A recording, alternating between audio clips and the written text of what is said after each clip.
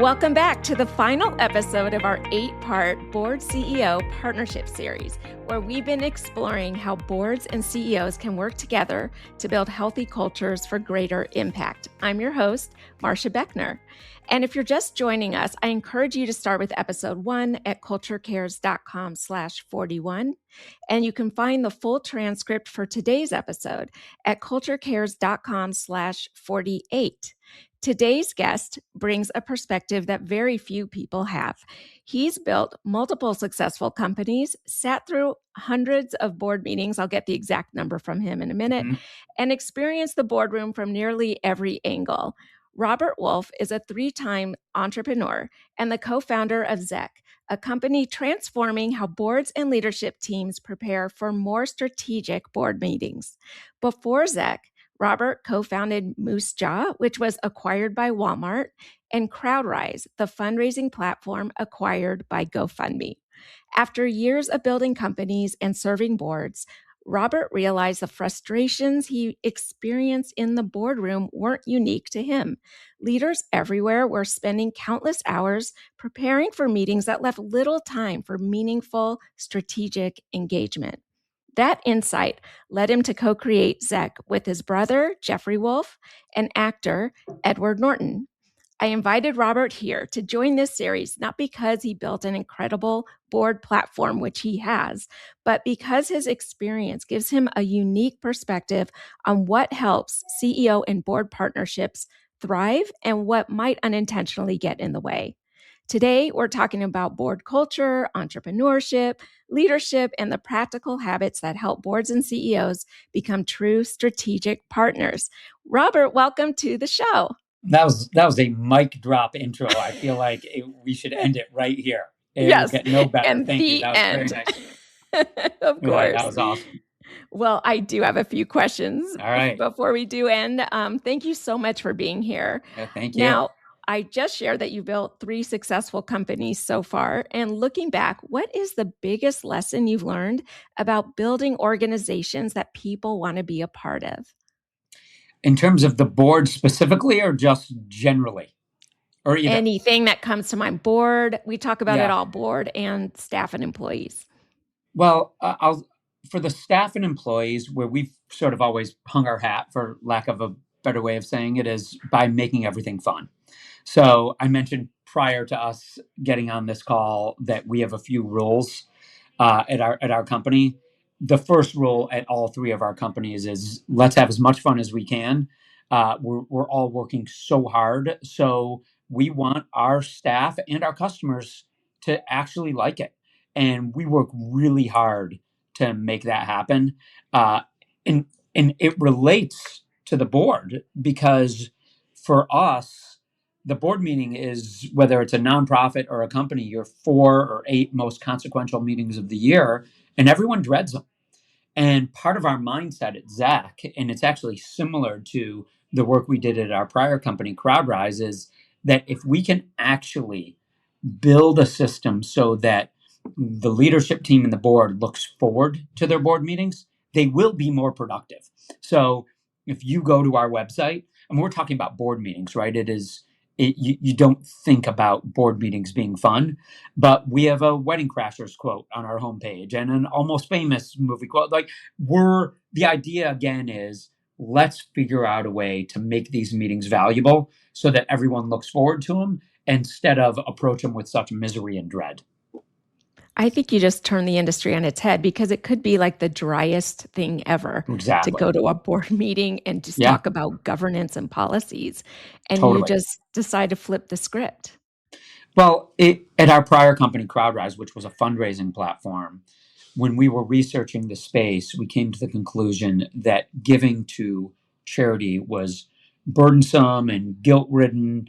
And it was actually seen as tactless to tell people how you gave to cause, right? Nobody did that. Our idea was if we can make it fun so that people were actually self-interested when it came to their philanthropy and dare I say, make it social, then perhaps we could have this impact that we had talked about. And back in 2009, 2010, nobody posted on social. saying, I just gave X to UNICEF or to American Cancer Society. Our idea was, how do we flip that?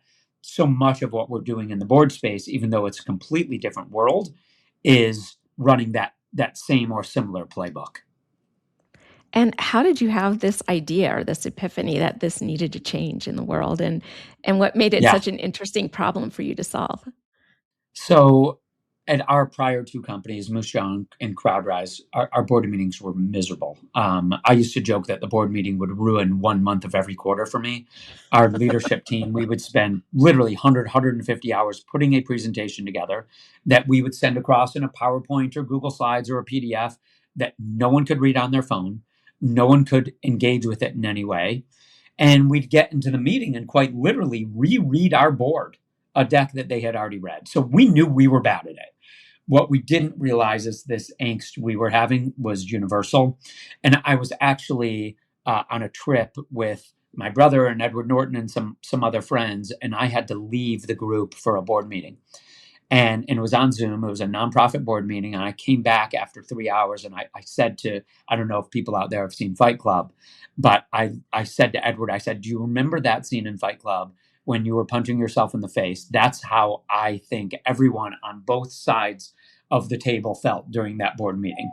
And we all started talking about it, lamenting about the board meeting. And one of the people there was the co-founder of Vista Private Equity, who lives in board meetings.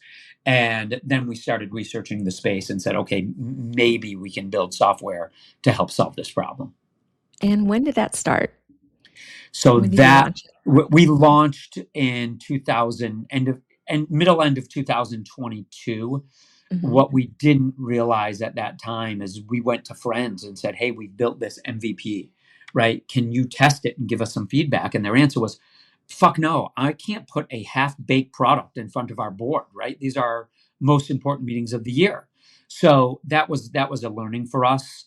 And so we had to go a little further and go deeper into the product to make sure it was actually ready for real boards. So it took us a little longer to go live than we anticipated. So we've been around a few years. It certainly still feels like a startup, sometimes in a good way, sometimes in a very challenging way. But we are working really hard, and we have just our customers, I really feel like, are on this journey with us, which is sort of bizarre, but we're a software company, and the amount of feedback we get that is so effusive, it's weird. Like I could look up, we have a Slack channel called Decent Customer Feedback, and I could pull it up. It's literally hard to believe. I mean, we use a lot of software at Zeck, and I like a lot of it, but I'm not emailing the CEO of HubSpot saying this has been the best experience of my life. You've changed the way we work. So that part's been pretty fun. That's really fulfilling. Yeah. And in your work with all of your customers and all these boards now that you have this bird's eye view of what's going on in this world, what's the biggest misconception you see with either boards to the leadership teams who are preparing these decks and these meetings, or the other way around, that the CEO or executive director has for the boards? At the highest level, I think people are stuck in this notion that these meetings are supposed to be terrible and that it's supposed to be grueling and miserable and not drive value. I really do think that's the case. I mean, it's if you think about PowerPoint, most companies are building their presentation in PowerPoint. PowerPoint was built in 1987, right? You could build a PowerPoint tomorrow and it would not look very different than a PowerPoint you built 15 years ago. There's a problem with that. There's no chance that companies, if they look at their tech stack, are using product that old aside from during the board meeting. So we're just stuck. And I think that's the biggest problem, is that people like this is, and people can't see me, so I won't bother bringing out a prop, but an attorney sent me a packet 2 inches thick with legal documents to sign. And I said, no, send me a DocuSign. This is crazy. I'm not going to go through every tab and sign it with ink and paper and put it in a FedEx and send it back to you. That's just not the way people work anymore. However, we are working that way when it comes to the board meeting. So I do feel like there's an opportunity to flip that mindset, and that's what we're trying to do. But it's hard, right? I understand that transition is hard. So we're trying to trying to recognize that as we talk to customers, and again, be on their team when it comes to flipping from their slide deck to something that is much more appropriate. And it's very interactive. And you Yes. can see it's like maybe you just give a high level, like what people would get if they're looking at Zeck and using Zeck instead of the traditional Yeah. PowerPoint. I think when we launched, we thought our primary value add would be saving leadership teams time, because as an operator, that was so tough for us. The time we put into the board presentation, and you have to be pro, right? Your board is the lifeblood for your company, and that value add is real. But where we get all of this positive feedback is around engagement. So when you as a board member are looking at your Zeck, there are several paths you can take to engage with other board members or engage with the leadership team. And I won't bore you with all of them, but it really does become this collaborative experience where everyone is working together, and you're also getting ahead of sort of the drudgery or homework that's associated with the board meeting. And I can give you some data from my own experience, so that once you get into the live meeting, it's actually forward thinking and strategic, as opposed to reviewing a report card, which can be done asynchronously, right? We don't need to all be in a room together to reread a deck. That's insane. Yet that's what most people are doing today. It's crazy. Yeah, it's just such a waste of resources when you get this group of people in a room. You should be really brainstorming on the future and the Yeah, strategy right. and everything. So that's what Zeck enables you to do. I know Zeck serves really large organizations like 10 million and above in revenue. And a lot of our listeners may be at that level, but many are at like between 1 and 10 million. What have you learned in the larger organizations that like a smaller or medium-sized organization can take forward, whether they use Zeck or not? Like what nuggets can you give them that they can take action on before their next board meeting to make their next board meeting more fun, like you said, and engaging? Yeah. Well, first, about 40% of our customers are nonprofits, right? Which has been awesome. We don't target nonprofits at all. So those all come through referrals, which has been amazing for us. And if you have a board, you can use Zeck, right? So there is a very wide spectrum of nonprofits and companies that use Zeck. I do think there is this antagonism between the leadership team and the board, right? As the part of the leadership team, you feel like you are reporting to a group, and and as the board, you feel like you're checking their homework, right? It doesn't have to be that way. Yes, there is a part of the board process that creates accountability, and that's important. But whether you are a nonprofit that is just getting going or a public company, it is that collaboration that drives value for the live meeting. And that's so much of what we do at Zeck, is enable that, and also hold people accountable. So I'll tell you, this is a real story that happened last week. Is with Zeck, you get very deep analytics, and a company that uses Zeck had their first board meeting, and they got into the room and they told their board members, they said, listen, person X, Y, and Z read the presentation. They each spent 43 minutes on it. But person A, B, and C, you didn't even open it. One of the board members who didn't open the presentation was so blown away by that accountability that he's on the board of a nonprofit, and he reached out to us because he wants his nonprofit to use it. Right. So that was illuminating. So I think board members are actually signing documents saying they would participate. Right? This is not a joke. So you have to dig in, right? And we make it so it's not that hard. So, for example, 92% of our traffic is mobile. Go try and read a slide deck on your phone. There's a reason none of us woke up this morning and read our news in a slide deck. You can't do it, right? Zeck is built for mobile. So if you think about all the little ways we can make it easier for everyone to participate, the fact that you can't read a PDF on your phone and we still are presenting that way, yet you're not reading anything else in the world in that same format, is telling, right? So there are a lot of little pieces of the product that makes it easier to drive value. Yeah, and beyond the product, it's like you're removing the friction from what Totally. should be a very symbiotic, aligned partnership. And that's what we've been talking about in this series, is how to turn your board into a team. And we do that through, we talked about it through the CARES model. And the CARES model stands for commitment, which is that culture of accountability, which Zeck is a huge system and tool that can help with that. We talked about appreciation, which is a culture of connection, respect, engagement, Yeah. safety, and trust, Awesome. and all of those things that need to be part of building a team and having a board get to know each other. Because Yes. I shared a story earlier in the series where I joined a board and it was all virtual. None of us lived in the same city. There was no time spent in Zoom getting to know each other. It was basically a slate, a Brady Bunch squares of Yeah. strangers every Right. month or however often it was.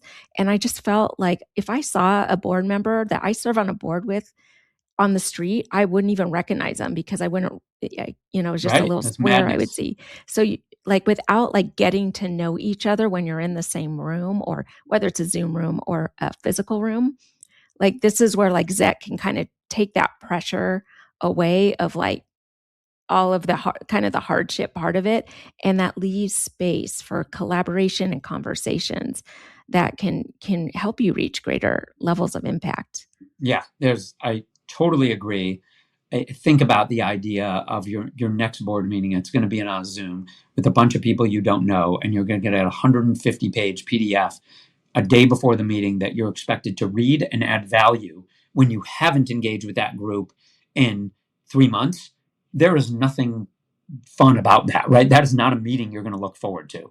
So being able to flip that to Mm-hmm. make these meetings valuable, like Mm-hmm. we send Zeck cookies to every company when they have their first Zeck board meeting, and they're homemade. And one of the cookies says, "This cookie is to whip at your most unproductive board member," right? And we get so much feedback about that. It's great, right? But to us, that's an idea of, okay, how do we stack up all these little things to make these meetings more valuable? Yeah. And for all the organizations listening that may be smaller/medium, and I still recommend that you look into Zeck and just like get some ideas from their website about how fun they are. And just to inject fun into your meetings is something that you can do at no cost. I mean, of course, if you can get a system to help with all the things we've talked about today, that would be great. But Robert, okay, I know we got to go pretty soon, but I know part of your culture value is to move fast and have fun. I Yes, read that somewhere, yes, right? So that's part of yes. your company culture. Move fast and have fun. So I thought it'd We be like fun to, speed. you like speed. Let's do a lightning Yes, round. I'm ready. really curious as to your thoughts to a few of these lightning round Okay. questions. So first instinct. Okay, ready? Yep. One word that describes a great board. Valuable. Biggest mistake CEOs make with their boards.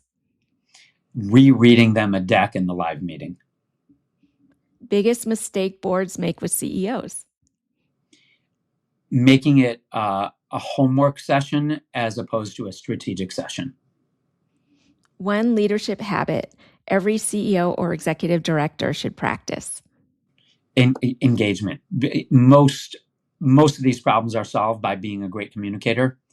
So we try to communicate relentlessly. And we have some big shots on our board, from Salesforce and Vista. And if there's an important part of the board presentation that through our analytics we see they haven't read, we call them out. And you only have to do that 1 or 2 times because it creates this positive peer pressure, right? So communication solves all problems. Love it. One culture practice every organization should steal. I mean, I'd say speed. We speed kills. It's really hard to be the smartest. It's actually not that hard to be the fastest. So we have a lot of systems in place, and we have it at all of our companies to blow people away with speed. Yeah, I've definitely experienced that with you. You're so Yeah, speedy with your yeah, we go communication. fast. And then the last one, fill in the blank. The healthiest organizations succeed because. they're great communicators. I know that's repetitive, but that's You're over communicating that. Yeah, there you go. That's right. Perfect. Thank you. Well, if people want to learn about Zeck, where do they go? Should they get a demo? What do you want people to do? And I would suggest humbly that you will never work with an organization, particularly a software company, that is more driven or engaged or has better customer service, onboarding. It's all unlimited. I think buying software is a pain in the ass, so we try to make it really easy. And we obviously love our product, but I think what we do best is actually on the service side. Yeah, on the human side, I can see that for sure. Well, thank you so much, Robert, for being here. Go to the show notes if you want to learn more about Zeck. It's zeck.app, A-P-P. So go check it out. I think you'll have fun just looking around their website, and sign up for a demo if you're just curious about what they could offer. And thanks again, Robert. It was great having you on here. This is great. Thanks for listening to today's episode of Nonprofit CEO Spark. If you're ready to turn burnout into boundaries and build a healthy, happy culture where everyone, including you, can thrive, visit culturecares.com to learn how I support nonprofit organizations like yours. If this episode brought you value, share it with a fellow leader navigating stress and overwhelm. And remember, you are meant for great things, and you don't have to burn out to prove it. Until next time, keep leading with courage and confidence.